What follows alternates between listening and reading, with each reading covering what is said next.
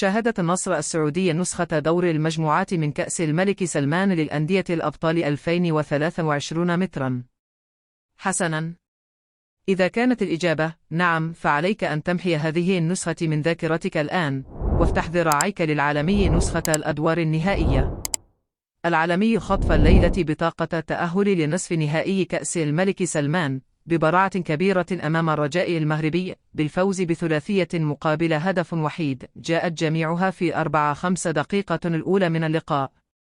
الليلة يمكننا أن نقول أن بصمات البرتغالي لويس كاسترو المدير الفني للنصر على الفريق، أو بالأحرى نأمل أن تكون هي البداية حقا وليست مجرد مباراة استثنائية، ويعود العالمي لنسخة دور المجموعات وضع سره في أضعف خلقه.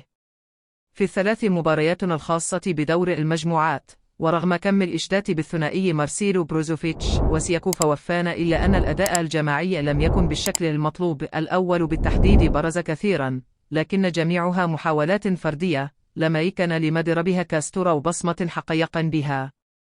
لكن الليلة أبدع بروزو حقا بجوار فوفانا الذي زاد إبداعه بإحراز الهدف الثالث في المباراة بتقدم رائع منه إلى داخل منطقة الجزاء مستقبلا عرضية الظهير الأيسر أليكس تيليس، ثم ارتقى أمام الكرة وبرأسية قوية أسكنها على شبك.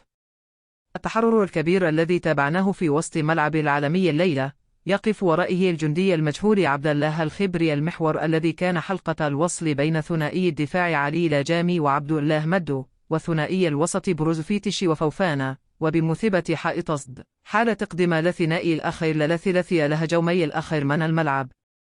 الخبري تعرض لانتقادات كثيرة خلال الفترة الماضية، وكان أحد أضعف الحلقات في العالمي بحسب آراء الجماهير، وجاء رده الليلة بعدما نجح مدربه في إبرازه بالصورة الصحيحة. فهل تواصل إدارة العالمي خطواتها نحو ارتهال أحد الفرق في الموسم الجديد؟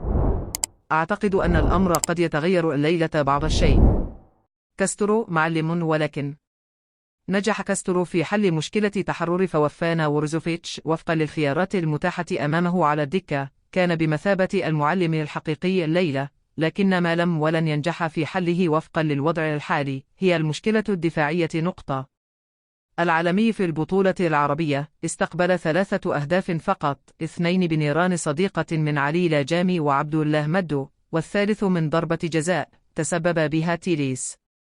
ربما هي نقطة تحدث عنها الكثيرون في سابق الأيام، لكن لا يمكن أن نغفلها الليلة مع الإحصائية المذكورة في الفقرة السابقة. دخول العالمي الموسم الجديد بخط دفاع محلي متواضع ربما يكلفه الكثير في الجولات الأولى من الموسم لجديد من دوري رشن.